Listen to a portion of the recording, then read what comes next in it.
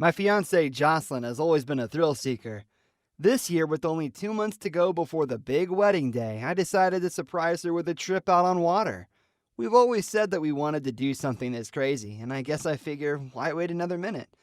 As we got out beyond the shallows, I was already feeling sweaty and nervous. I made one final FaceTime call to my mom and showed her how safe we were being. Derek, this is not just insane, it's downright stupid. No matter how many precautions you take, you can't guarantee that something will not go wrong. I told her that I had read every online review about the service we rented and weighed my options carefully. Heck, Jocelyn was even thinking we should have living wills if something horrible did happen. But I try not to live with fear in my life, so I didn't want to dwell on constantly wondering what could happen. Everything will be fine, and I will call you back in about an hour or so, I reassured her just as the signal on my phone got choppy. It was the point of no return. She tried again to talk me out of it, but the phone went into a dead zone. Jocelyn was about to say we should turn around when the boat came to a stop and our driver announced that we had arrived. I looked out at the calm waters, amazed that there would be man-eating predators below us in only a few moments. Speaking in broken English, the captain of the ship told us to get our gear on. Meanwhile, the driver prepped the bait they were going to use to lure the sharks. We hurried to the dressing room. We don't have to do this, you know. I don't care if we wind up losing the deposit, I told Jocelyn. She was shaking. Nerves, I guess, as I placed the scuba gear on my skin. It was tight and firm, meant to protect me as best as possible in the icy water should things go wrong. The driver told us that we would have 35 minutes to be under the water with the sharks, and they performed a final check on the cage as we walked back out on deck. Jocelyn squeezed my hand and we kissed before putting our headgear on and making sure the oxygen tanks were secure. Everything was designed for us to enjoy this once-in-a-lifetime experience. It would be a dream come true. But soon, it became a nightmare. Stepping into the cage, we were told to move to the left side and watched as the driver securely closed the gate. There was a small hole where we could use our diving photography gear to take pictures in the cage, but seeing that it was large enough for our arms to go through terrified me. As soon as the water hit me, my body tensed up and I started to feel adrenaline flowing through me. The ocean was so calm and empty. I didn't see anything for miles in any direction. What if no shark came? When we were completely under, we heard the foghorn of the ship and the chum hit the water. Slowly the water formed a reddish and brownish hue as the guts of the fish gently settled in front of our vision. Jocelyn and I stood side by side and watched the edge of the now murky waters as we saw silhouettes appear from the fringe. As expected, the sharks were here. I reminded myself that we would be okay as long as we didn't panic, but that didn't keep me from getting even more tense as dozens of sharks soon appeared and began to swim toward the cage. Most were tiger sharks, but there were a few larger varieties as well, all grabbing and chomping on the bait as Jocelyn nudged me to ready the photography. I hated the fact that I was going to be the one to take the shot, but it was too late to back out now, so she stood behind me as I got into position. Gingerly, I placed my arm near the opening in the cage and clenched my teeth on my mouthpiece as a larger great white swam right next to the cage. It made me scream inside my head. Placing the camera near to my helmet, I got a few steady shots, the cage rocking as the sharks became a bit more aggressive. I felt Jocelyn press up against my backside and tried to push her away. I was already close enough to the cage wall. Then one of the sharks reacted to the underwater flash and slammed against the bars. The camera dislodged from my hand and drifted out into the open water. Only a few yards, but still exposing me if I reached for it. Jocelyn urged me to try, but I was frozen with fear. The sharks were moving faster, and every time they got by me, I could swear that their ferocious eyes were staring into my soul. Then something happened that changed my life forever.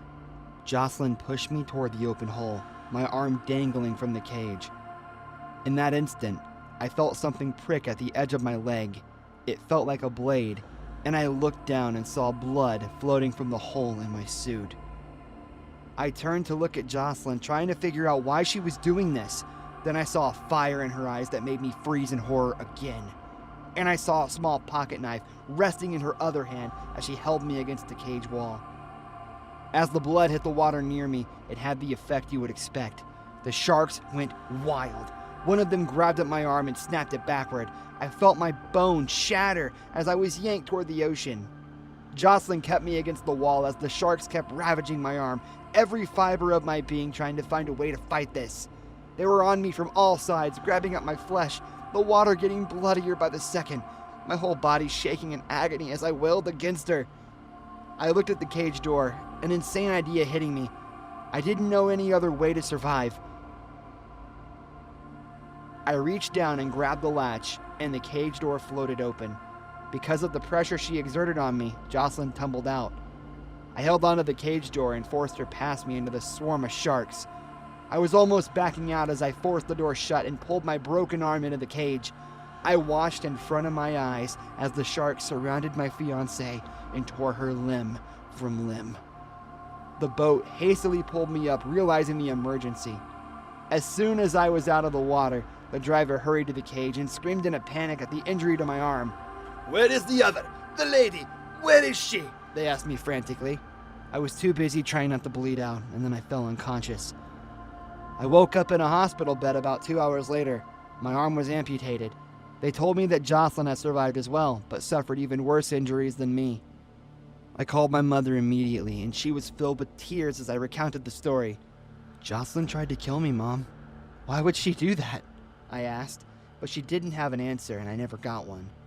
I signed out of the hospital the next day, my entire life altered by a woman I thought I would spend forever with. I visited her before I left, though. The doctor said she was conscious enough to hear me. "I survived," I whispered in triumph. I doubt any authority would believe that she tried to kill me, but I didn't care. We were through. I'll have to figure out a way to adapt to this new life, but it will be worth it, because a broken heart is not the worst that could have happened. I answered the line and asked what the problem was, just like always, and immediately on the other end of the line, I heard frantic screams and voices as someone struggled to ask for help. There was a noise like someone banging on a door and a little girl sobbing. "What is your location?" I asked the caller, trying desperately to triangulate the call. Then I heard the screams get louder as someone smashed what sounded like glass over them. The line became garbled and the sobbing became softer. A new voice, masculine, answered my questions. "We didn't mean to call 911. This was a false alarm," the voice said coldly. "Sir, dispatchers are going to find your location very soon. Whatever it is you are thinking of doing, please don't," I said as calmly as I could. His voice was so calm it unnerved me. Something told me it was already too late. A short time later, the dispatchers confirmed the worst. The entire family had been slaughtered by their father. Sad to say, that isn't the worst call I had. That would probably go to a caller that called themselves Danny. Danny seemed to have a lot on his mind, rambling about his family and how it was all gone now. It sounded like he was driving somewhere, so I asked him where. "To the lake. My old lady liked to go and fish there sometimes." I asked him if he was still married, and that seemed to make things awkward, so I changed the conversation back to fishing. In the meantime, I was getting first responders to his area. My guess was he intended to hurt himself and was calling 911 in a last-ditch effort for help. I was wrong about that. "I'm at the lake now. It's as beautiful as ever," he told me as I heard a car door open, then the sound of a gun as he loaded it with bullets. "Danny, whatever it is you're thinking of doing to yourself, please don't. From what I have heard so far, you sound like an amazing person. I'm sure your family still love you." "You think so? Well, let's ask him," he said. I heard him put the phone down and then the sound of a trunk whining as he opened it. Then I heard muffled voices struggling to be heard.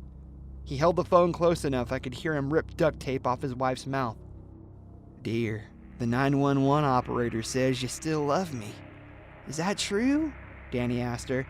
I could hear her sob as she begged him to stop. "Let me ask you, Nick, what makes one life more deserving than another?" I felt so helpless as he dangled his innocent family as pawns for me to try and stop him, but I had to be calm and hope the dispatch would get there in time.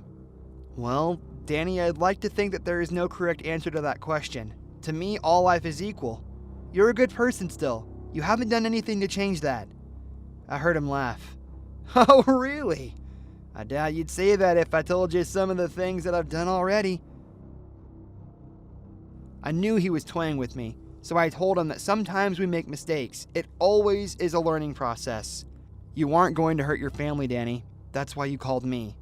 So you're a mind reader now, Nick. Well, as it turns out, you're right. I'm not gonna hurt them at all. It's actually where you come in.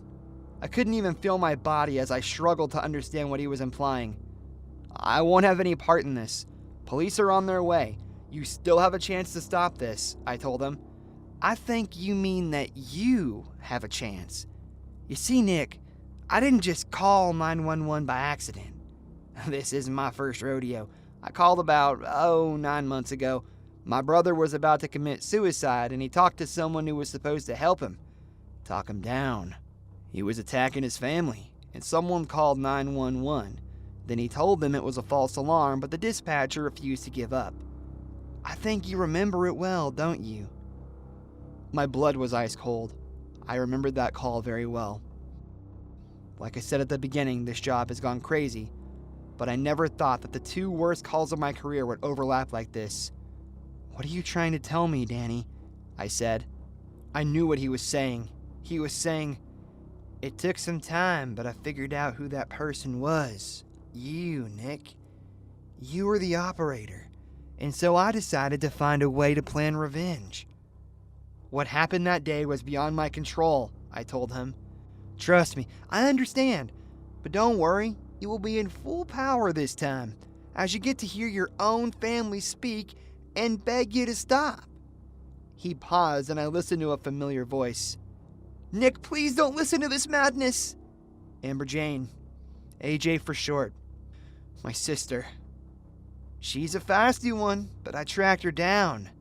Say hi to your brother for me, AJ. My heart raced as my little sister begged me to hang up. I could imagine her face as her voice trembled in fear. This guy is gonna kill us regardless, Nick. Don't spoil the ending, Danny teased. What do you want from me? I asked, looking at the monitor. The dispatchers were still 10 minutes away. I'm gonna give you a choice here, Nick. Who do I dispose of? My family or yours? He said. My mouth was dry. I knew that this was no game to the sadistic madman. He was hell-bent on destruction. You have 60 seconds. Make a choice and live with it. Accept what you did and pay the price, the man shouted. AJ kept telling me to hang up, but I was so paralyzed with fear all I could think of was saving her. I made a selfish decision that day and told Danny I wanted AJ to live. Wise choice. I figured you'd say that, he said. Then I heard a shot. I waited to hear more, but instead it was the sound of someone choking. AJ. You're sick! Why did you play that mind game? I screamed. These calls are recorded for quality assurance, Nick. I wanted to make sure your superiors knew how evil you could be too, he said. Then I heard him kiss his wife and children goodbye. I'm gonna place the car in neutral now and watch as my family drown in this lake. I kept trying to get him to talk, but all I could hear was the screams from that trunk. It was too late for any of them. The moment lasted forever. Then the line was silent and I was trying my best to not lose sanity. Monsters like you don't deserve life, Danny, I told him. My rage clouded my words. Wow, you really do suck at your job. If I died now, how would I pay for all this? He laughed. I could hear him getting ready to blow his brains out. Then at last the police arrived. During the interrogation, they asked him why he had done such vile deeds, and all this guy did was shrug. It took every bit of my power not to strangle him. The world has fallen into chaos like this too often, but I'm going to keep plugging along. I think that there are other Dannys out there that still need to be stopped, and maybe my job can help stop them. If nothing else, it honors those I lost that I don't give up no matter what. I just really hope my optimism for a better tomorrow isn't misplaced. Click, click, click, click, click, click, click, click, click, click. Bang! We all lurched forward a bit, jostled by the sudden stop. I looked about, trying to not peer down and see how high we were. 2 minutes ago, my son and I had been waiting in line to ride this thing and even waited for the front row, and now it seemed we would be getting our money's worth. Is it supposed to do this? The girl behind us asked. You can't really shift much in these things, but I did manage to turn my head enough to glance back at her and give a reassuring smile. I'm sure it's fine. I was also saying that for the sake of my son. He had just turned 7, and this was his first time here. I didn't want it to be a bad experience. So far, that day had really been on cloud 9. We'd rode almost everything in the park, and I had finally psyched him up enough to try his first coaster. Am I tall enough? He asked as we patiently waited in line. We checked the height requirements at least 3 times. You sure you aren't scared to go on that thing? It looks so old, Beth said, crossing her arms and refusing to join us. That's part of the fun, I had told her. I was sure now once I got off this ride she was going to give me an earful. We waited a few moments to see if the ride would just start back up again, but nothing so lucky happened. 2 rows behind us, in the seat right behind the nervous girl, a voice rang out. Well, at least it's a lovely day for it. That made me chuckle a little. I guess that's true. It is cloudy, I offered back. Dylan looked at me, irritated that the ride wasn't living up to his expectations. What happened? Did the ride break? He squeaked. Happens all the time. Maintenance issues, the man 2 rows back stated. The girls in between us weren't so pleased. Hey, hello, the ride is stuck, the one near the railing shouted. God, I wish I had my phone right now. Hashtag first world problems, the other girl lamented. I decided to join in the shout for help, getting the attendant's attention. I'll go get maintenance, he yelled back. Looked like a new kid, probably had just started working there. Great. This sucks, Dylan lamented. Ain't no need in complaining. Might as well enjoy it, the man in the back row of the coaster commented. The rest of the passengers were just as annoyed, and I sighed and shrugged apologetically at my son. Well, I'm sure they'll be back soon and we can go ride something else, I offered. I just want to go home. Tired of this place, he whined. Hey now, that's a bit ungrateful to your dad. I'm sure he paid good money to get you here, the man behind us commented. Don't let your kid talk to you that way. Show some backbone. I can handle it, I said, glancing through the seats at him. He looked to be about my dad's age, probably just as overly nosy as my dad, too, I thought. Kids these days, you try everything to make them happy and they just throw it back in your face, he huffed. At this point, I could tell he was rambling, so I tried my best to ignore him while we waited. I briefly spotted Beth on the exit of the ride, staring up at me with frustration. I told you this was going to happen, she shouted out. I shrugged again. Sorry. Rick, we need to go. I have an appointment at 3:30, she yelled. What? It's not like I planned for it to get stuck, I yelled back. God, you are just so... How long will this take? She blurted out as she stomped off to find an employee. The girls behind us giggled. The man wasn't so amused. God, brother, do you have any balls at all? That made the girls giggle even more. Hey, just lay off, will ya? I commented to him. It's men like you that make us all look bad, if you ask me, he sneered. I sighed, looking to see if anyone was coming. It felt like we had been up here for at least half an hour by now. You don't discipline your kids, you let your wife walk all over you, probably can't even afford this damn trip just trying to appease family. Such a suck-up, the man snarled. The girls behind me weren't giggling anymore. Something about this man's tone of voice was disturbing them and me both. Look, buddy, I don't know who you think you are, but you need to shut up, I shouted. Dylan looked at me worriedly. He was getting scared. Awful big talk there, Ricky, he snapped back, kicking the seat in front of him. The girl shouted in alarm. I bet you'd be singing a different tune if we were eye to eye, he said. I sighed. This was escalating too quickly and I didn't want to cause a scene. Sir, I'm going to ask you politely for the last time. Just please stop. We are all just as frustrated as you, I said as calmly as I could. Oh, you think so? No shit, Sherlock, but you don't know me. You don't know what I went through to get here, what I sacrificed. Hey, calm down. There's no need to get upset, I said. Yeah, I figured you are a pussy, just like the rest of these goddamn idiots around here. All I wanted was for my little girl to enjoy the rides, and they said no. I planned weeks in advance for this, paid everything off, and they said custody wouldn't change weekends just because I had a vacation scheduled. The girl behind me was crying, so I tried a different tactic. Sir, please, you're scaring the children. Then it went straight to hell. He reached up with his right hand and grabbed the girl by the hair, yanking her backward and slamming her head against the coaster seat. Her friend screamed. What is wrong with you? She screamed. I am sick and tired of being told what to do when I can do it. You shut up. Do you hear me? He snapped. He was pushing against his seat now, the entire ride jostling as he became more upset. I held my breath as there was a strange grinding noise, and then abruptly I realized that he was standing up now, free from the coaster restraints. "You see there? That's karma. The good Lord is on my side," he commented as he got off the ride and stepped on the emergency railing. "Please, go get some help. We've been here almost an hour," I said, hoping to rationalize with the man. He gave me a smile that chilled me as he walked up to my son. His hand softly touched Dylan's head before my son swatted it away, and then the man's expression turned dark again. "Don't you dare slap me, boy!" He raised his hand to strike Dylan, and I blocked it, snapping, "Have you lost your mind? Don't touch my kid!" I shouted. As I squeezed his arm, he gave me a look that told me all sense of reason was gone. He climbed onto the front of the coaster car and slammed his fist straight into my face. "Shut up, you spineless coward!" He pummeled me again and again and again, and with the restraints preventing me from moving, all I could do was block the blows.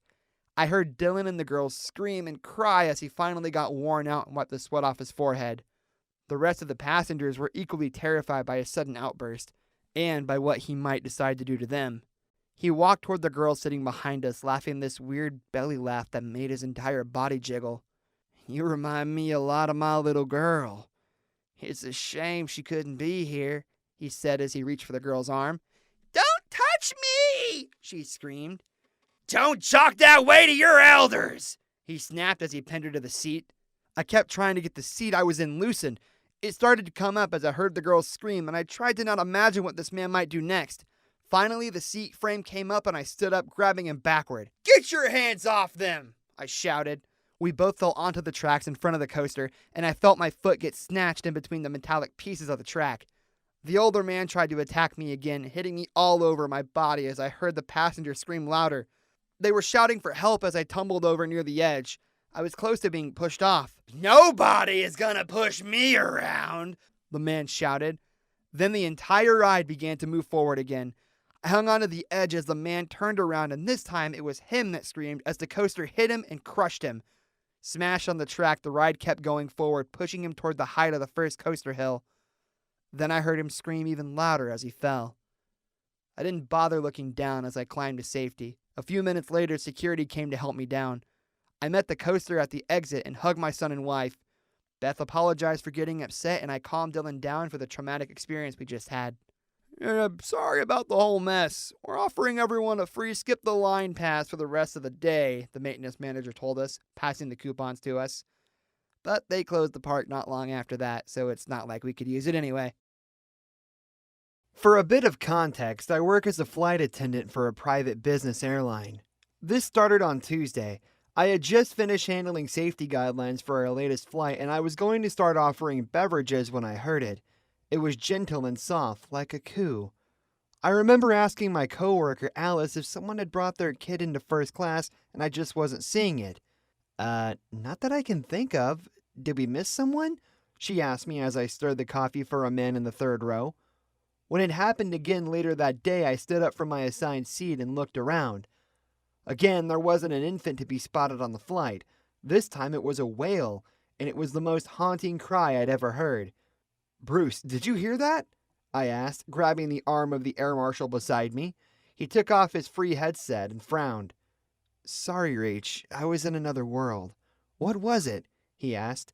"I heard a baby," I explained. He paused to listen and shook his head negatively. "Nope, can't say I do. Must be baby fever," he teased. "That isn't funny. You know my husband and I have been trying for a while now," I told him. "Sorry, I didn't mean to offend," he admitted. I frowned and slumped back down into my seat, wondering if maybe I was projecting my own home life frustrations here. Maybe I spent too much time away, I thought as I tried to focus on my job. The next time it happened, I decided not to freak out and do a little bit of investigating. I went through every part of the plane, slowly pausing to see if I had in fact missed a passenger, but there was nothing. Just like always, this is a business flight. Why would anyone have a child aboard, I thought to myself. And yet I continued to hear it. I went to my supervisor in first class to tell them I felt like I needed some time off once this flight was over. "That's understandable, Rachel. You've gone through quite a bit of trauma lately with the miscarriages. I'm honestly surprised you hadn't asked sooner," she answered. I thanked her and started toward the aisle when I heard the noise again. It was louder this time, more persistent. I couldn't ignore it. I looked about trying to figure out where the crying was coming from, and then started to follow it toward the overhead compartments in business class. Some of the people who were sitting there looked at me strangely, but I didn't care. I needed to know what this was and why it was taunting me. I started to open up compartments where the sound of the newborn was only louder. It felt like it was screaming in my ear now. Other people were looking at their devices or asleep, oblivious to my search. I kept going from compartment to compartment, hurriedly tossing aside items and trying to locate the source of the sound. I even started to call out to the infant, hoping it would respond to my helpful pleas. My supervisor came from behind and pulled me away, muttering, "What's gotten into you? You're making a mess everywhere." But then I think I realized she could hear it too. I shook her off and moved to the back of the plane where luggage was kept. Here the cries of the baby were so insistent, I knew it had to be trapped somewhere within. My supervisor followed me and told me to search the first area. She called for other attendees to come assist us. Grabbing one of the locker doors, I flung it open and looked into the darkness. Using my smartphone to illuminate the baggage, the soft crying got stronger, and then in the midst of the darkness, I saw the baby crawling there, moving toward me. I smiled softly, almost brought to tears. I reached toward the infant to cradle it, and then felt a sharp pain against my arm.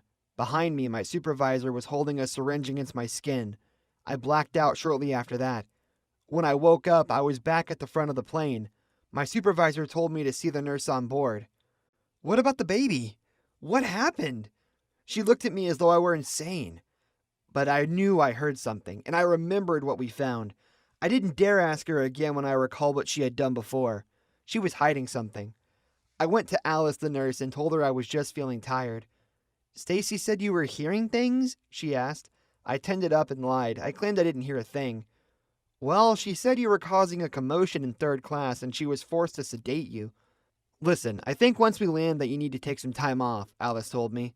I agreed to that and went to sit down by Bruce again. I still couldn't relax, though, because I was certain that child was in danger. "Everything okay?" the air marshal asked. I was not sure if I could trust him, but I told him anyway. It felt like I was going to be laughed at, but he believed me and unbuckled, saying, "Take me to where you found it." We hurried to the back, and I saw Alice give me a strange look again. I knew she was going to follow. Bruce didn't stop moving, though, his eyes searching the baggage as we stood there and tried to listen for the infant. "You're sure it was in here?" he asked.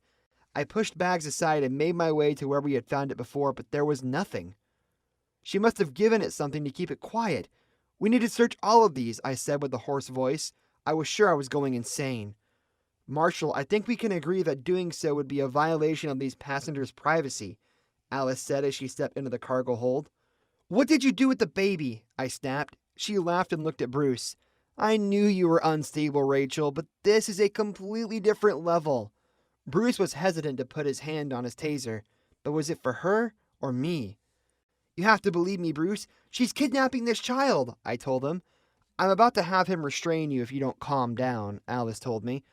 Then, as she reached for my wrist, I heard it again and shouted, "There! It's here somewhere!" Alice's eyes danced with panic. "You are delusional. Marshal, detain her!" "Shut up!" Bruce shouted, holding his taser in her face. We all got silent. I held my breath. And then the baby cried again. "Jesus Christ! There really is a child here somewhere." Alice snapped and jumped at him at the moment he was distracted.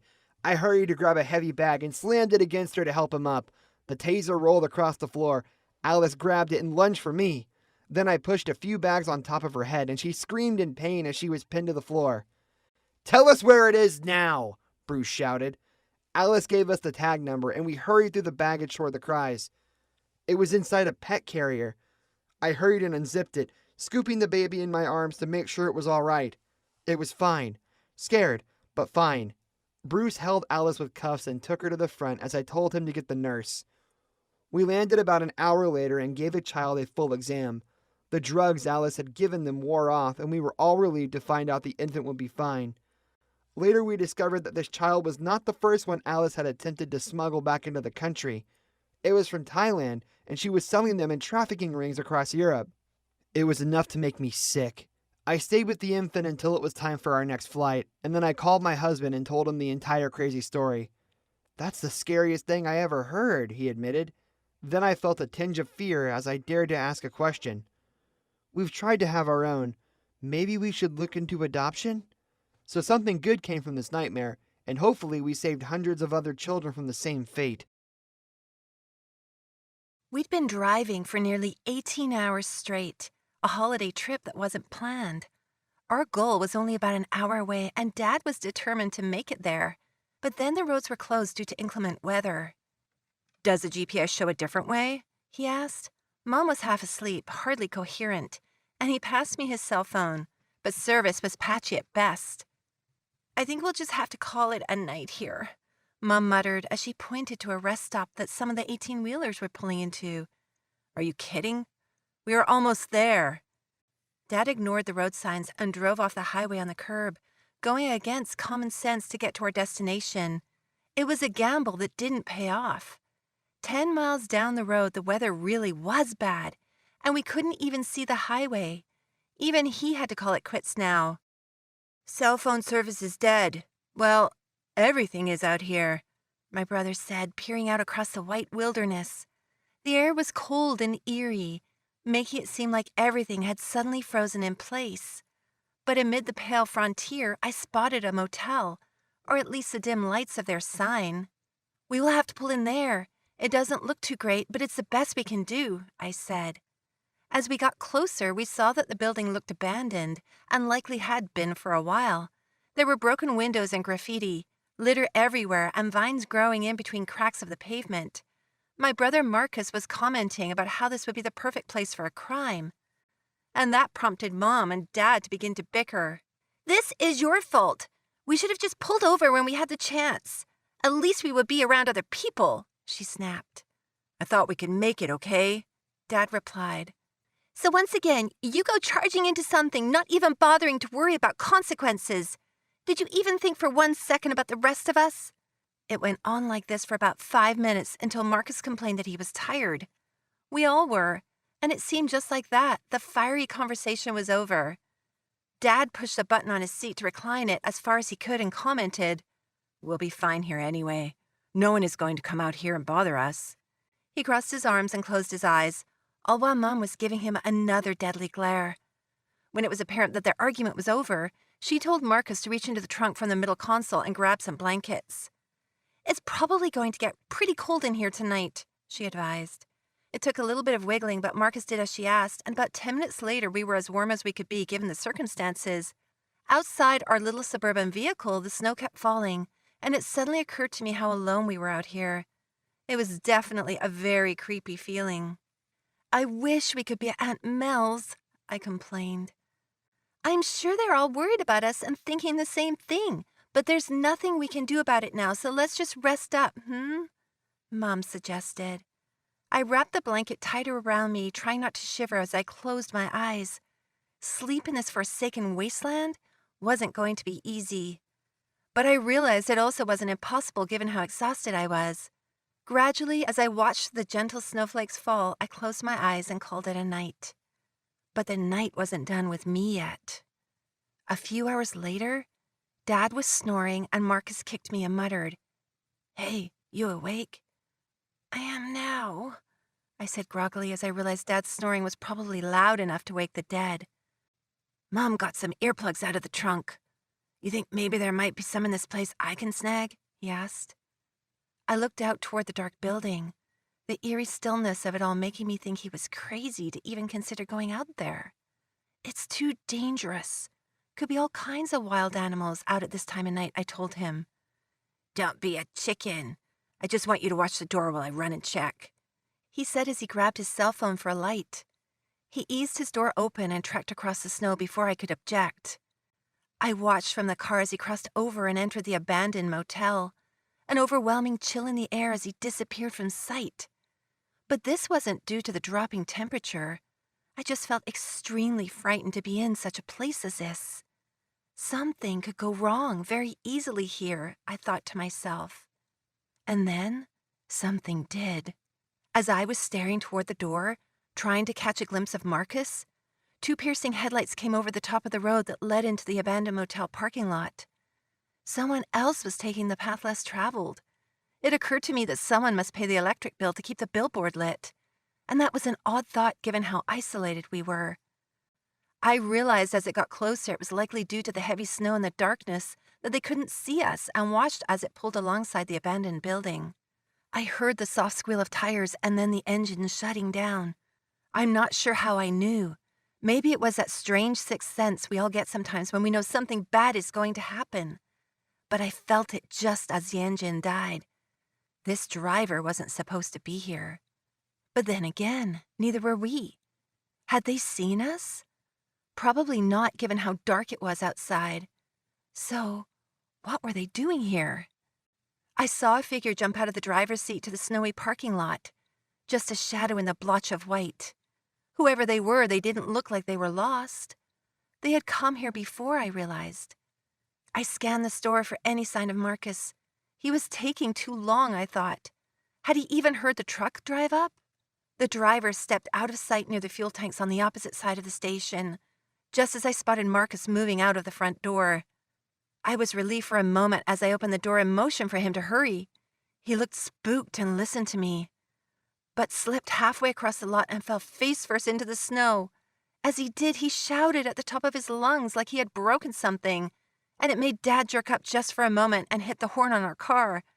As it blared, I saw the other driver appear out of the corner of my eye, and I froze in place, hoping to God they didn't hear it. I didn't want trouble. I wanted to wake Mom and Dad and hightail it out of here. I shook Mom awake as I saw the figure disappear again as she groggily opened her eyes. Dana, what is it? I'm exhausted. There's someone else here, I whispered. Marcus slowly stood up from his slip, wiping blood off his nose as he trekked toward the car. I couldn't see the other driver anywhere. What? What are you talking about? Mom asked as she started to wake up and look around. The storm made it difficult to even see the truck on the other side of the station. Where's your brother? Mom asked, now fully attentive. He had to go use the restroom, I said, pointing toward the porta-john. Then I realized I couldn't see my brother anywhere in the icy parking lot. He was here just a second ago, I whispered. What? Enough games, Diana. Where's your brother? Mom asked as she nudged Dad to wake up. Then I realized the other driver was standing right in front of the car. You folks lost? He said. His voice sounded friendly, but the vibe I was getting made me edgy. Dad felt it too as the man approached his window. No, we just wanted to find a place to sleep for the night. Roads are bad, Dad said. The man looked like he had definitely seen better days. His beard was covered in crumbs and his left eye looked like he was going blind. Well, this isn't the place for that. Keep on driving, he advised. Yes, sir, we would be happy to do just that, but our son is using the restroom, Mom commented. Dad checked the parking lot, still no sign of Marcus. The man leaned in a little closer. I could smell alcohol on his breath. Maybe I didn't make myself clear just now. You need to roll on. Just the three of you. Leave now before the storm gets worse, the man said. His voice was laced with malice. This wasn't a friendly warning, not even a suggestion. Marcus was going to be left here with him, I realized. But Dad surprised me and stood his ground. I'm not leaving without my son. The driver nodded. Fine. Suit yourself, he commented as he walked back across the white parking lot.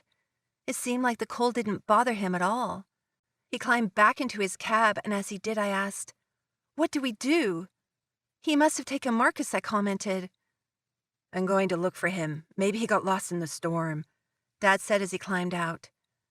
I've got a bad feeling about this, Mom whispered as we watched Dad walk across the empty lot.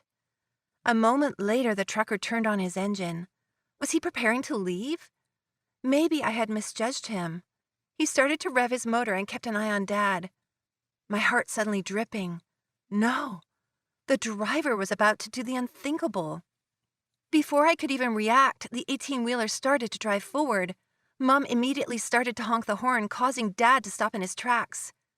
Then both of us watched in horror as the truck drove straight toward him. Dad began to run, but the trucker was faster. He pressed down on his accelerator and we heard the engine roar. He was closing in on Dad. And then Dad slipped and he was struck by the truck. Even as it happened, I couldn't believe it. I found myself in utter shock, just staring at the parking lot where my dad was now lying in pain, most of his body crushed by the weight of the large vehicle. Then we realized the truck was turning on us. Mom, I whispered. Immediately, she crawled over to the driver's seat and cranked up our engine. The trucker was almost on top of us. Then she shifted into reverse and floored it. Oh, God! Oh, God! The 18-wheeler was almost on top of us. Hang on! Mom shouted. We went over the curb, the trucker hit it, and we kept driving even as Mom switched to forward drive and frantically tried to call. Nothing was working. Our cell phone service was hardly working.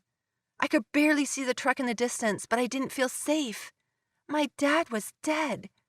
And who knew what had happened to Marcus? I never saw the truck again, but we did lead the police back to the site after the winter storm. We found Marcus. He was stuffed into the fuel tank where the trucks put the fuel in the ground, along with 13 other bodies, all crushed and crumpled into the toxic fuel to diminish the smell of their corpses. We later discovered the motel sign was on for a purpose, as a drop point for a trafficking ring and depository for corpses. Mom and I will never forget that holiday. I don't know who to blame or who to pray to move on. Not sure I can. I just know somewhere out there a psycho is still on the road. And that's the most frightening thing of all. When James had gotten into his mom's liquor cabinet, I should have known the night was going to take a bad turn. It was the first time that he and my best friend Kobe had gotten a chance to hang out since the pandemic lockdown, so there was definitely a reason to celebrate. And best of all, my parents were gone for the weekend to Colorado, so we could cut up and act like fools without any consequences, or so we thought anyway. After a few drinks, James was really loosening up and spouted off an idea that would change the course of our lives. "We should do some prank calls," he slurred, laughing as we all sat in a circle in the den. His older brother Theo complained, "That sounds like elementary level stuff. Who would we prank? Nobody uses landlines anymore anyway." "Well, maybe we could do it to the 911 operators," James suggested. That made me feel uneasy. Isn't that breaking the law? Cell phone signal is kind of spotty. It would take longer for them to figure out where the call came from, Theo admitted. Kobe laughed nervously. "I can't believe you'd be down for that." "Heck, it beats staring at you dimwits for hours," his brother said with a shrug. "I don't know. It sounds like we could get in a lot of trouble," I told them. "We're kids. What can they do to us?" James asked. "Technically, they could throw you in juvenile, but I say let's go for it. If something goes wrong, y'all could say it was my idea," Theo told us. Somehow that seemed to make everyone on board with this bizarre idea, and Theo took out his cell phone, offering to make the first call. 2 seconds later, the operator picked up and asked us the generic question. 911, what is your emergency?" "Yo, mama, I got the hots for you," Theo laughed. All of us immediately burst out into laughter as he put it on speakerphone to hear the woman's reaction. "Can you repeat your emergency, please?" I was surprised at how calmly she reacted, and James urged his brother to go further with the prank. "I'm burning up with love. I need a hot date and wanted to see when you get off," Theo responded. There was a short pause, and all of us whispered for him to hang up, so he did. We laughed for a few seconds, and he huffed in frustration. "Lame. I hope we get someone more interesting next time," he said. Kobe went next and got the same woman. He tried to use profanity to get a better response. Instead, she started acting like she was our mother. "This line is meant for emergencies only. If you're not experiencing an emergency, you could be held responsible for impeding law enforcement from real situations," she said tersely. "Oh, bite me," Theo scoffed. There was another short pause, and we heard her typing on the keyboard. "So, you're all in the same house then?" "Hang up," James told Kobe. We sat there in silence for a while as we pondered what to do. This wasn't going the way we'd hoped. "Here, let me try. I'm gonna make her quit her job," I said. The operator picked up on the third ring. "And what is your emergency?" she asked with a sigh. I guess by now she knew that it was us. It had to be a slow night at the job, I thought. "The house I'm staying at is on fire!" I exclaimed. I was hoping because I was a new voice she wouldn't recognize that this was a prank. "And what is your address?" she asked. I panicked and turned to the guys for advice. Theo mouthed for me to hang up. Then we heard something loud crash outside the house. "What was that?" James blurted out. I gritted my teeth in frustration and heard the 911 operator sigh in frustration. "Listen, boys, I've screened your number. If you call again, the police will be paying you a visit. Understood?" I hung up and tossed the phone to Theo. Kobe was moving to the window where he saw a bright light. "I think someone just hit that tree in your front yard," he said. I could see headlights now and smoke coming from the hood of a car. "I'll go check it out. Stay here," Theo told us. He dropped his phone on the couch and all of us huddled near the window to watch as he approached to see if there were any survivors. Instinctively, I dialed 911 again. "What is it this time?" the woman asked. "Someone just crashed outside the house," I told her. And who is it? Yo mama?" she asked. "No, I'm serious," I told her. "I've been instructed by my supervisor to disconnect the call," she said. The line went dead and I heard Theo start to shout at the drive. It didn't sound friendly. Then there was gunfire. I watched as Theo crumpled to the ground, crying out in pain as a masked man came out of the car holding a gun. "Oh my God," James blurted out. The man must have heard him because he looked straight at the house. Then he shot Theo in the head. I slumped down on the carpet, trying to not panic. "Lock the doors! Hide!" Kobe shouted. He ran past us to a closet and closed the door. Then the masked man started to fire on the house. Bullets ripped through the windows as I fell on my stomach and crawled toward the door. James was furious. He ran to the kitchen and grabbed 2 sharp knives from the cutting board, standing near the door as the man got closer. "Get upstairs. I can handle this," he told me. I looked across the room to where Theo's phone was at, rushing to grab it. A bullet grazed the back of my skull as I snatched it and rolled to the hallway. The masked man kicked the door in and I saw James jump him. I didn't look back as I went to the stairs, listening as the two fought and smashed up the house. I heard the knife strike the attacker a few times as the man shouted. And then as I reached the top of the stairs, I turned to see that James was being pinned down to the ground. Then the attacker sliced his throat, and I heard him choke in his own blood. I ran to the master bedroom, fumbling with the phone as I dialed 911 again. The operator didn't respond at first, and I tried to not cry. "Pick up the phone. Please pick up the phone," I begged. "What is your emergency?" the operator finally asked as she came on the line. "Please, you have to help us," I said, trying my best to keep my voice down. "What kind of prank are playing this time, boys?" she asked back. Then below us, I heard Kobe scream and beg for his life as the killer found him. 3 gunshots echoed through the house. "Oh my God, they're all dead. All of them," I said as I started to shake. I heard the operator frantically typing. "Stay on the line with me. Police are already heading to your location." I kept still as I laid under the bed and the killer roamed the first floor to be sure no one else was hiding. "Where is he now?" the operator asked me. "I think he's coming up the stairs," I said, blubbering like an idiot. "Stay calm. Don't make a sound," she ordered. The killer was right outside the master bedroom. They moved to the bathroom first and I held my breath. My heart was pounding loud as I heard the mysterious attacker whistle softly, searching for me. Then they were at the door of the master bedroom. I saw their boots first, covered in my friend's blood. I was sure I was about to die. They came right next to the bed and sat down, and I couldn't hold my breath anymore. As soon as I made a noise, they snatched me out from under the bed. I screamed and cried as they held me down to the bed and pointed the gun at my head. Then I heard noises from outside. "Police! You are surrounded!" The attacker grabbed me and shoved me out of the room and down the stairs. I was held hostage as they moved to the front porch, their gun straight at the back of my head as they demanded he put his hands down. The killer was going to use me as leverage. But it all ended in a snap second. A red light beamed across the woods and sniped the killer from the trees. I ran toward the police, grabbing the nearest first responder and thanking them. "It's over now, kid," a familiar voice said. It was the 911 operator. And from that day, I swore I would never disrespect them again. I got this job only about a month ago as nothing more than a side hustle. I saw an ad for it on my local Facebook group. I figured it would be easy money. Requesting part-time night shift security for our amusement park during off-season. Duties include patrolling the grounds regularly, maintaining park cleaning and repairs, and handling any and all disturbances. The grounds themselves aren't all that big, just a vacant lot with a lot of amusement rides that only ever get customers during winter or summer when the kids are off. So I figured that driving around on a golf cart all night and making sure nobody broke in the place wouldn't be too much of a hassle. When I got there, I was given maybe less than 15 minutes of orientation and told that for the most part, I would be completely alone. It sounded like a perfect gig. The first few nights, I definitely had a hard time staying awake. I tried bringing books to keep my mind occupied, but I guess my exhaustion got the better of me, and I fell asleep on the third night. It was around the fourth hour that something loud in the park woke me up with a fright. Checking the cameras, I saw that one of the rides had turned on. I grabbed my flashlight and hopped onto my golf cart to go check it out. The ride was one of those pirate swings, and all the lights and noises were going off, which, to be honest, freaked me out. I couldn't see any sign that someone had activated it, or anyone sneaking onto the ride for a late-night thrill.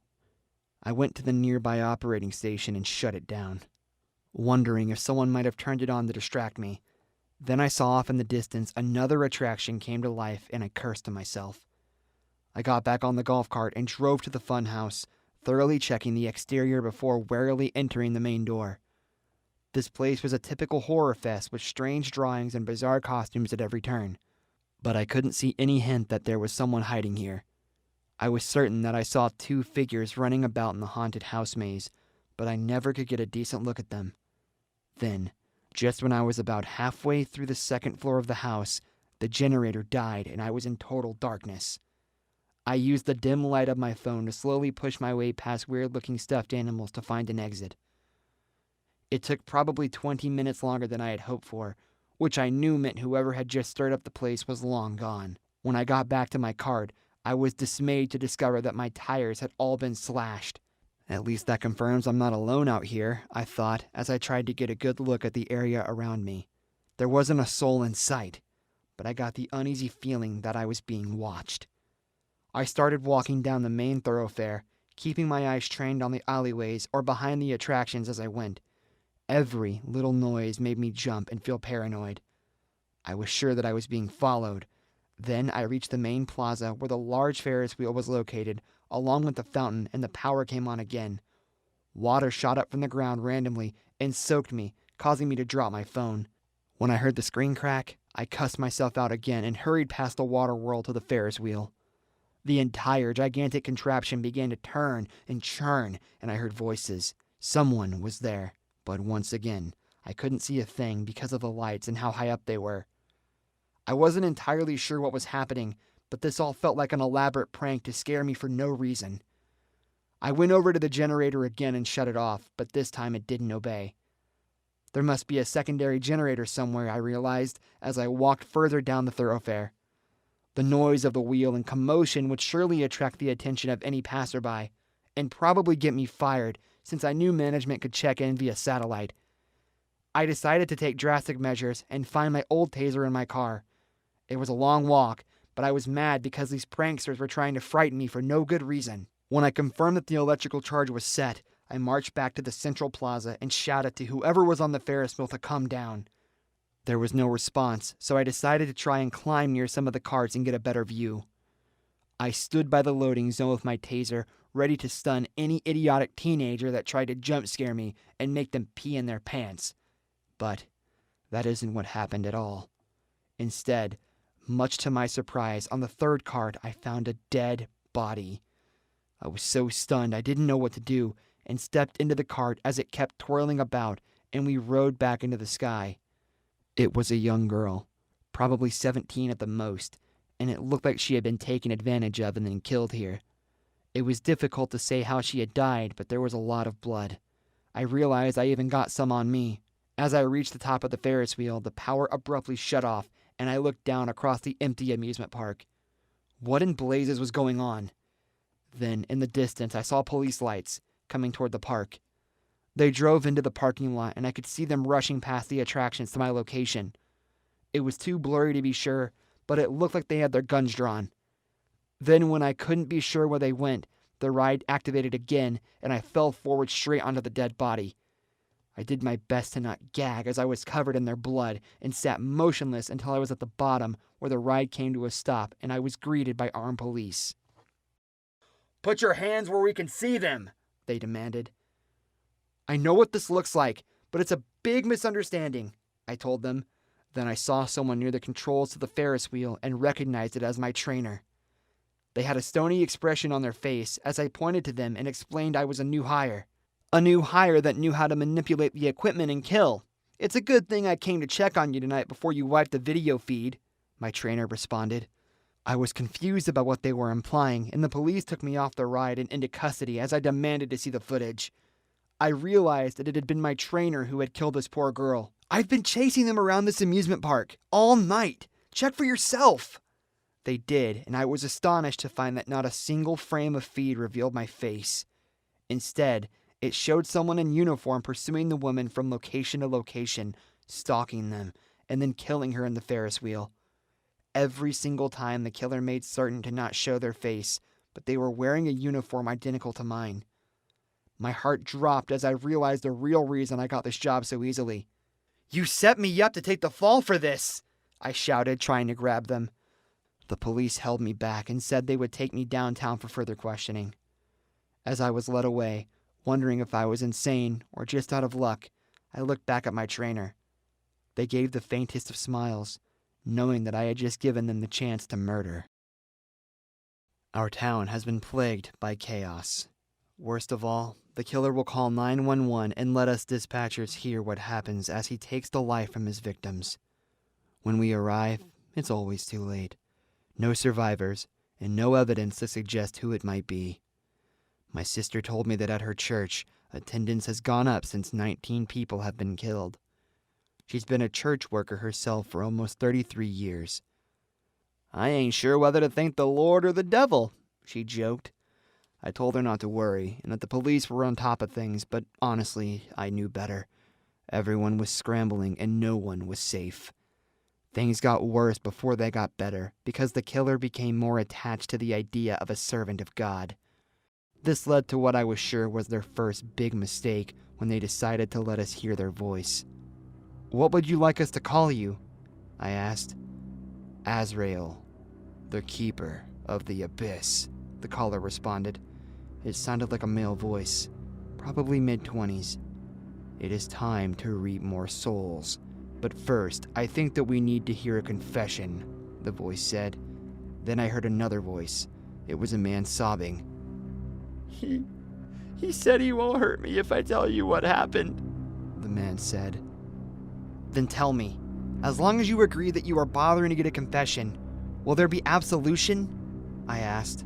I wasn't sure if the killer was considering my words or handling something else.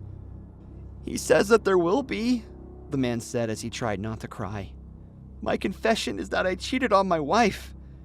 I was weak and I needed company, and she was out of town. I knew it was wrong. She found out and she overdosed. I lost my best friend, all because I was a stupid pervert," the man admitted. "You see, you feel better now that you confessed," the killer said. Then they hung up. I held my breath for a minute and then called the man back. He's gone. He didn't... Oh my God, he didn't kill me."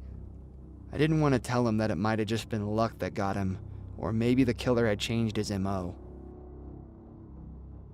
The killer called back the next day, this time with a woman confessing that she hated her kids and didn't want them. "I just get so tired of providing for them all the time. I have no idea why. I know I'm their mom and I just need to be responsible, but sometimes I just want to give up." The Reaper decided she deserved to die for that attitude. This pattern repeated over the next few days. He would apparently let anyone who was genuinely repentant in his eyes live. We tried to get word out to everyone in town. "I know this sounds crazy, but if you have secrets and you aren't telling your loved ones, now is the time. It might save your life." Over the next few weeks, just like my sister had said before church attendance went up, people were trying their hardest to live good lives. "You know, this Reaper must be associated with the churches in this area, don't you think? After all, they seem to be aware of the private confessions. Should we look into the pastoral offices?" my supervisor suggested. We decided to be discreet and check them out without alerting the clergy. A few of them, we noticed, had prayer boxes, and I arranged to get one open where we found a few old letters stuffed. There were confessions in there as well, and it occurred to me this might be where the killer was able to locate his victims. I saw a few of them were torn open. I told my boss, and they agreed they would monitor that location when the killer called back. They sounded different from before. Agitated. "You think you can stop God's will?" they asked. My ears were burning because I realized that they had been watching me from the church. "You must be worried we're getting close to catching you." "You must be confused if you think by locking me away that this will stop. It will never stop as long as people are sinning. And I can prove it to you. I will turn myself in. To my surprise, we were then greeted by a 6-foot-tall white man at our dispatch office. Tracy, my boss, got him to a holding cell. His name was Max, and he claimed responsibility for a few of the kills. But he also said there would be more. This town is drowning in sin. The purge won't stop unless it's completely wiped away, Max said as we allowed him to speak. We started to get other calls that night. People were reporting that the Reaper was in their neighborhood. I confessed at church. I was told by our pastor that everything was safe, one older gentleman said. I told my boss I wanted to speak with Max. Getting into the interrogation room, I told him I realized I was wrong about him. You haven't been doing this alone. You have partners, I said. The Lord works in mysterious ways, he said. So you are saying that you will take the fall for this crime even though the real killers are still out there. Why? God has asked me to do this, and I must obey his commands, Max said succinctly.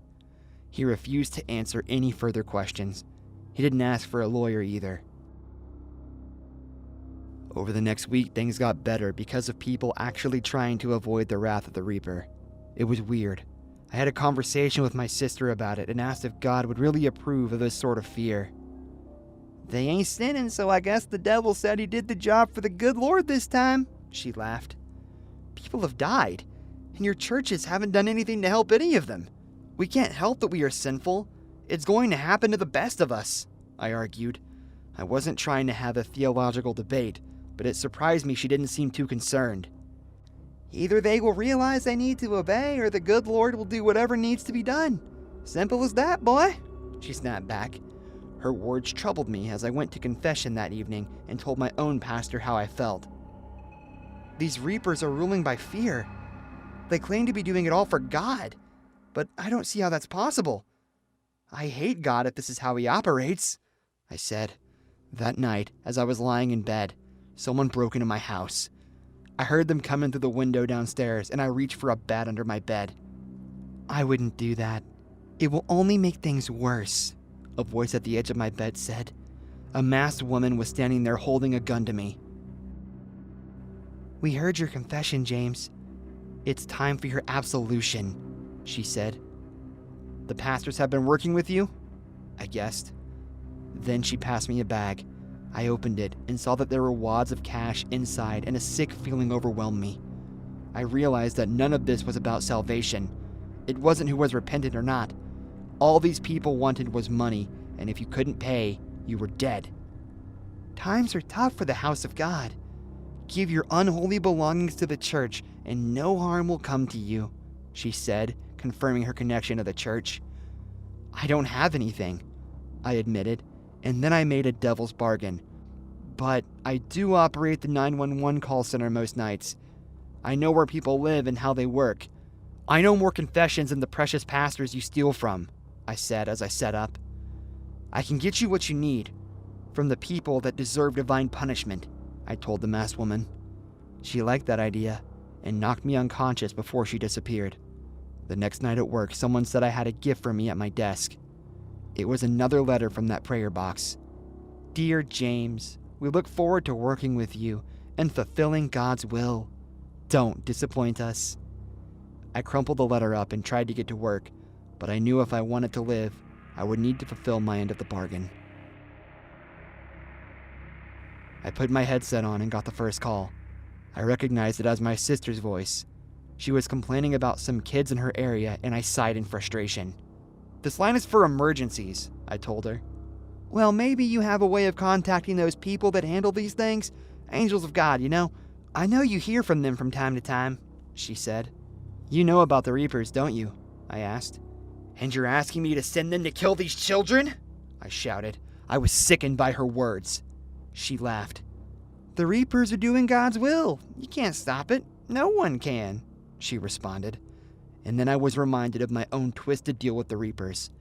I sent her address to them, knowing she was one of the wealthiest donors in her church. Let God's will be done, I wrote in the email, and felt my heart stop as I sent the message. What have I become? I've become my own worst nightmare. A little bit of backstory beforehand. My parents are divorced. I live primarily in Australia, but travel back to see my father, his family, and my extended family in the UK every chance I can spare. This story revolves around one of these visits. At the time of the visit, I was 13 years old, and due to scheduling conflicts, would be traveling alone without my other sibling. Luckily, most airlines and airports worth their salt offer assistance programs for unaccompanied minors. That program includes an identifying tag, escorts throughout the airport, help with check-in, and priority boarding. I was boarded first. My chaperone said goodbye and handed me off to the flight attendants. So far, so good. Nothing of any real significance happened for the first few hours of the flight, but I couldn't help but feel a little uneasy. I kept feeling this sensation like someone was watching me, but every time I glanced around, I couldn't see the source. I chalked it up to being a little nervous about flying alone and tried to watch some in-flight movies to calm myself down. The next significant event was when I got up to pee. Now, something caught my eye that hadn't before. There was a man about 4 rows back, in a middle aisle seat, who was staring at me.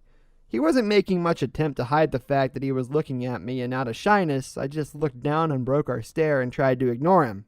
As I walked by, I felt almost like he was gesturing to me to look at him, as if he wanted to ask me a question. In that moment, I made the decision to ignore him and pretend I hadn't seen him gesture to me.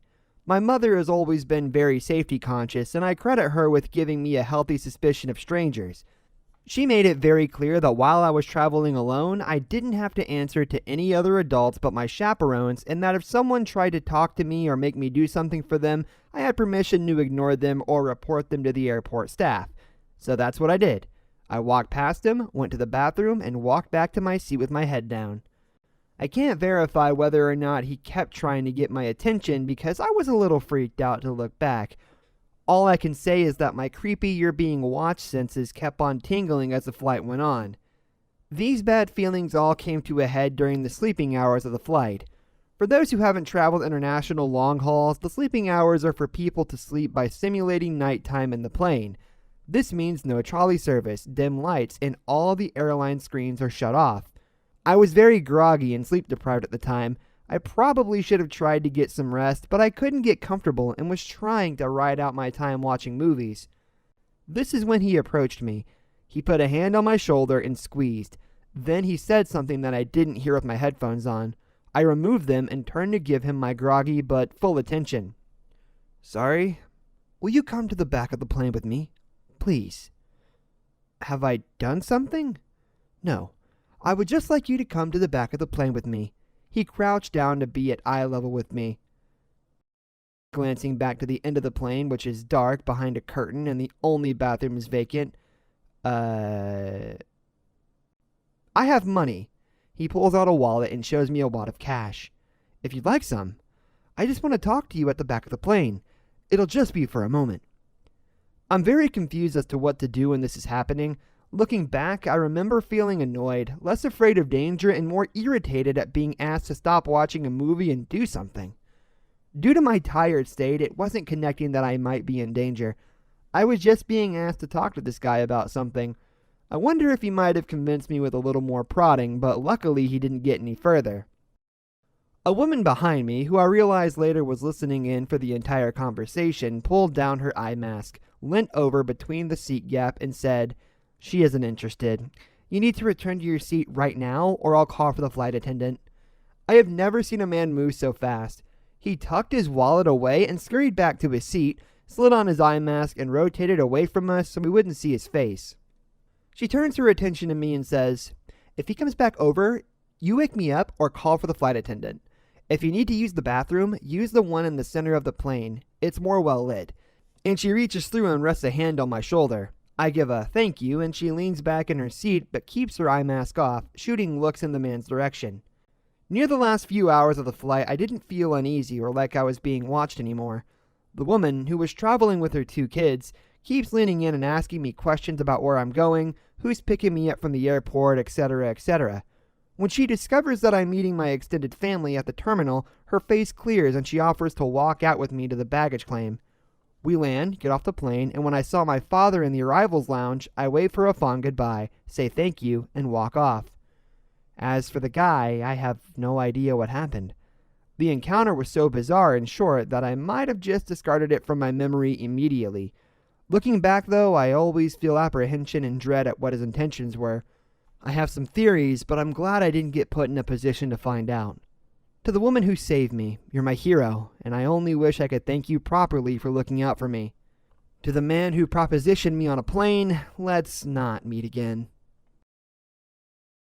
My family and I are from Australia, and back in 2007, we decided to take a month-long holiday to America.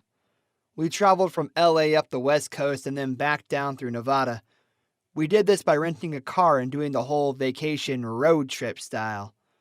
One night we were traveling towards Lompoc and stopped in Santa Barbara for the night to sleep. We drove around a while looking for a decently priced motel that wasn't too bring your own UV light, if you know what I mean. My mom and dad found a place that looked okay and went inside to inquire about the price of a room for the night, while my sister and I stayed in the car and listened to music on our iPods. We were bopping along to the Frey album I had bought that day when my sister removed her headphones and said, "Look at Mom. What is she doing?"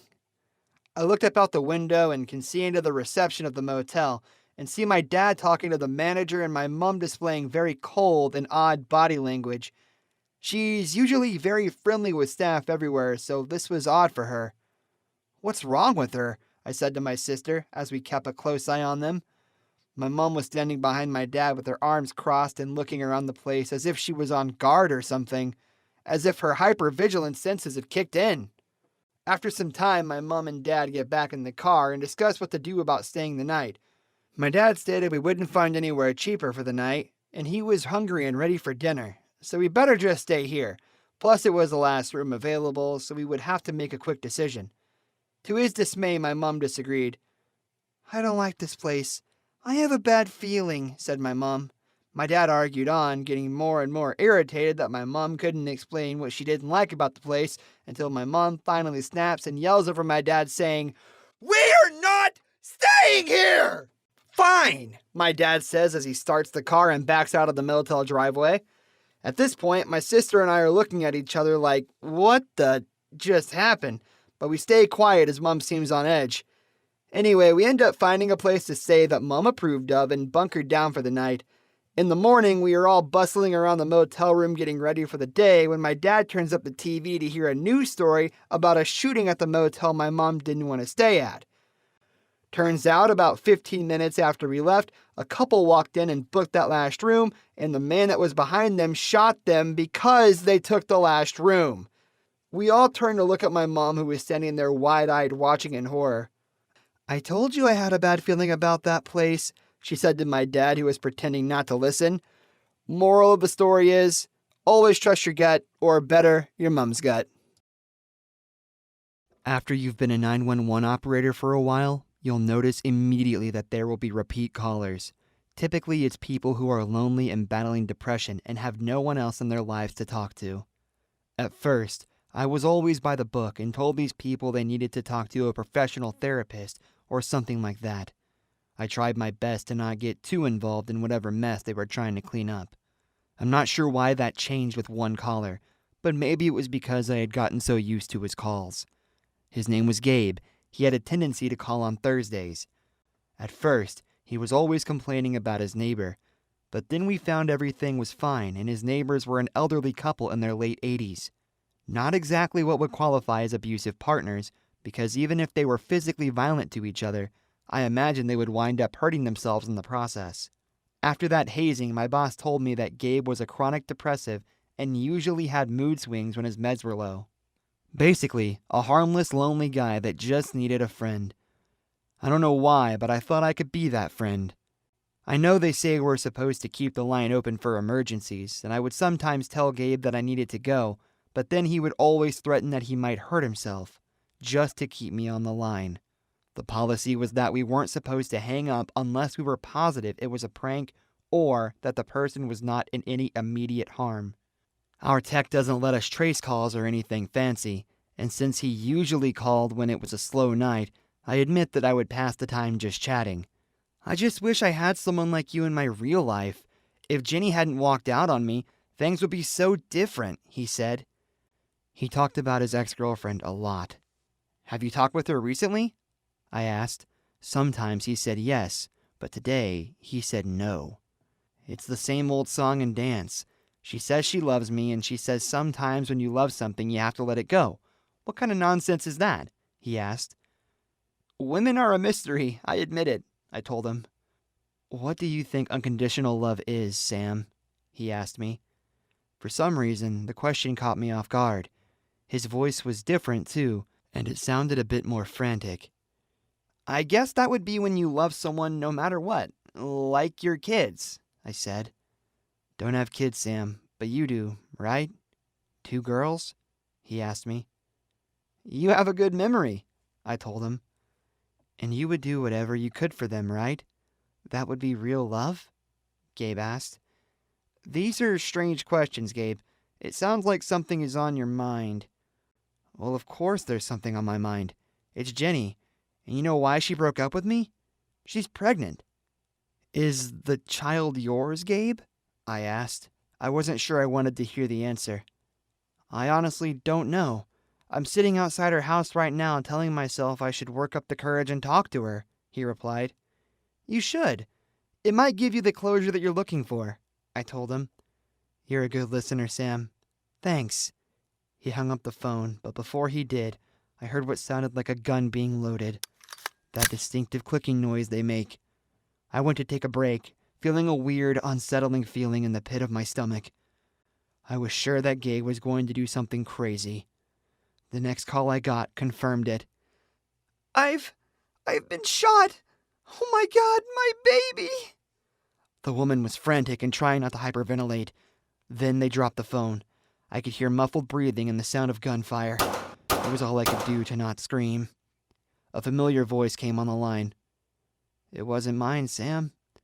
She cheated on me, and this is what she gets, he said. Despite the fact that I knew he had lost all sanity, I begged him to turn himself in. Funny thing is, I wanted kids. I just wasn't ready. I was scared. And this is the thanks I get for wanting to be patient, Gabe said. Gabe, you need to tell me where you are. I don't want you to hurt yourself, I said. I knew given his current state he might commit self-harm, or worse, off himself. Love is a lie. It's a cruel hoax that twists us up inside and spits us out when it's finished. He was spiraling. I was trying my best for my supervisor to check other calls and see if any neighbor heard the altercation. We needed their location fast. Then the worst thing in the world happened. My wife called. Babe, I'm at work, I said. We had made an arrangement before I got this job. She would only call if it was a real emergency. Someone has been shot in the apartment. I think the gunman is still here, she whispered. My eyes widened as I realized what was happening. Coincidence or fate had brought Gabe to the apartment where my family lived. Then it got worse. Your family is here? The one you love so much? Gabe whispered into the line. My heart sank as I realized in my panic I had forgotten to mute. Cecilia, get out of the building! Hurry! I shouted. I turned to my supervisor and gave them the address as I heard Gabe begin to go down a flight of stairs. You talk so much about your family. I know that you love them, Sam. But I wonder how much they love you. His tone was unhinged, and I knew his shattered mind was seeing only more wanton violence. Gabe, I will give you whatever you want. Do not hurt them, I told him. I'm doing you a favor, Sam. They'll eventually break your heart anyway. Might as well get it over with now. Then I heard a gun go off, and this time, I did scream into the receiver. My supervisor pulled me from the call, and I ran to a trash can to vomit. The first responders got there about 10 minutes later. I didn't hear what happened until about an hour later. It was the longest, most brutal of my life. My family was safe, and no one was seriously injured. A bullet had grazed my wife's chest, but minor surgery fixed it. Gabe had disappeared. Police searched and searched, but found nothing to go on. I took a 2-week break from work to recover, and told my wife I might transfer to a different position. Then, the last night I worked as a dispatcher, Gabe called in. It's been a while, Sam, he said. You're a hard man to find, I told him. I've been planning how to make sure I give you what you need, to really free you. So I waited until I was sure you were away from home. No idea how much you say you love your family. It's a lie, and you'll see that once they're gone. You're spouting nonsense again. Turn yourself over to the police before things are beyond repair, I said. I was sweating and trying to get first responders to get to the apartment. It won't matter if they come this time, Sam, he told me, almost reading my mind. This time, we all go together. Then I heard the loudest, deafening explosion in my life. The bomb destroyed my apartment building, killing my wife and son. My daughter was at a friend's house. Gabe was on the ground floor, buried in the rubble. I have no idea if this evil could have been prevented, but I am done trying to figure out a way to stop the madness that seems to be spreading in the world. My only concern at the moment for me and my daughter is to heal, to be able to move on and find new ways to support myself. There are more Gabes in this world, though, and something tells me whoever took my place will one day get another call like this, and the cycle will repeat. Why don't we use the sailboat and go to the caves anymore? I knew the answer. After the accident, Dad didn't even go near the water. At the time, his cowardice sickened me. I didn't understand what was the reason he would be so frightened of the water when I grew up around it. The accident was something he never talked about. We live right off the coast, so going out for a short dive near the shoals wasn't uncommon. Sometimes we took the boat out and went a little further. There were tunnels in a nearby lagoon that Dad loved to explore. It was his passion, his life, some might say. And then one day he just stopped. I was at school that day and came home. The door opened and a trail of water leading me to where he was crouched in the corner, shaking like a leaf. He looked like he had seen a ghost. For a moment, I almost thought he had. My dad is a brave man. He worked hard to give us a good life. Seeing him like that was unnerving. And when I asked him what had happened, he pointed toward a map. His brother had been going to the caves a little more frequently, trying to determine the best spots to go diving. There was a spot on the map where Uncle John had circled a deeper tunnel with a red marker. This was the code we would use to indicate that the place held valuable treasure. But something awful had happened instead, and after that, John wasn't around the house much anymore, except to drop off mail from our P.O. box. I would try to be friendly with him, but it didn't work. But that's enough backstory. I got frustrated with my dad for refusing to go back out there. We used to go diving together a lot, and now he never did. So I did something rash and hijacked the boat. Crossing the open sea to the deep ocean was exhilarating. A moon hung over the sky and made my heart beat faster than a jackrabbit. I wanted to find the treasure that he and John had given up on. The accident left him a scarred man, and I was determined to prove to him that there was nothing there to fear. But I shouldn't have gone alone. That was our first rule, to avoid the cave when you are alone. I looked down into the dark waters and turned on my headlamp, dunking into the water without a second glance. I've done this hundreds of times before, so I saw no reason to be concerned now. It didn't take long to find the mouth of the underwater caves. I knew this would be where John would think to look first, though, and it made me wonder if perhaps he had been looking in the wrong place all along. I decided to follow my gut and go the opposite direction, swimming to the right and giving me an uneasy feeling. These tunnels were much darker. I knew, though, this would be dangerous, but I wanted to keep going despite the cramped space. And then, amid the waters, I slowed down as I looked towards the rocks again. Something glimmered and moved against the surface, a reflection of some kind. It was enough to make me think I might not be alone down there. But that didn't mean I could stop, and I knew that there were other things I could do. I swam faster. I could see something else close to me, an air pocket. I moved toward it and scrambled against the dry cave wall to take a moment and catch my breath. It really did feel like something was following me.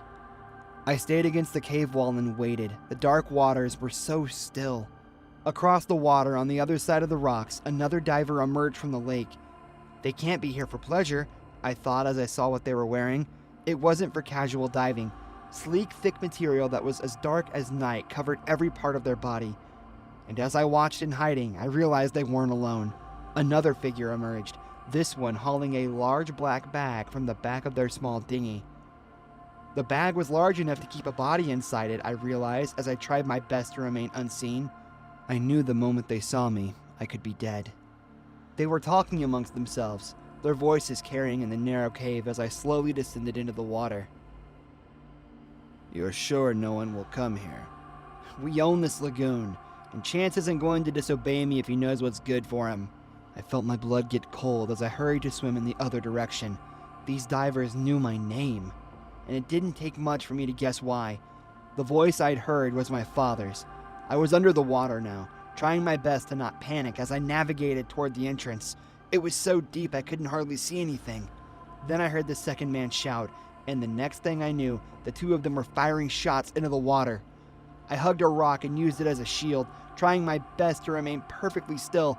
If I waited, they would leave or think I'm dead. Instead, the second man dropped into the water, and I saw his silhouette heading straight towards me. I surfaced and tried to get my bearings, and that was when I felt a hand grab the back of my shirt and yank me out. I was soon staring at the barrel of my uncle's gun as he and my dad debated what to do with me. "Chance, what did you see?" my father finally asked. My heart was going to explode, and I knew the truth would mean a bullet in my head. I thought my dad was a coward, but the truth was he and John were hiding a dark secret, a secret I was now part of. "Nothing, and if anyone ever asks, that's what I will say," I told him. "Bullocks, we can't trust him," John shouted. He pulled out a diving spear and slammed it into my foot. I screamed, and my dad acted in a heartbeat, grabbing the spear, and the two of them tumbling into the waters. I watched as they wrestled under the waves for the weapon. I wasn't sure who I wanted to win. Instead, I found my senses and hurried to the body bag to see what they had done. It was a bag full of bones. Old bones that I guessed were an assortment of victims. I was about to faint when my dad came out of the water alone, his suit torn and his body bruised, but John was gone. He told me to help him, and I wordlessly followed to a deeper pit in the grotto. It was a natural geyser in the lagoon, bubbling and eating away at the bones they dumped. I dared to ask, "How long have you been doing this?" "Not long. This is only the beginning. I didn't want you a part of this, but now it's too late for that." "Why are you doing this, Dad? Is it because of the accident?" I asked him. He didn't say a word. He just told me that I needed to find my uncle's corpse and drop it there. "Don't come home until you finish, and we will never speak about this again." I was so frightened I didn't think about disobeying. I swam into the lagoon, frantically searching for John. I was there for hours, but ultimately found nothing. John had escaped. When I made it home, I lied and told Dad I took care of it. Now we both have a secret. I don't know what will happen next, but it's left me feeling sick and terrified. The waters beyond our shores are darker now, and the caves. I never go back to the caves.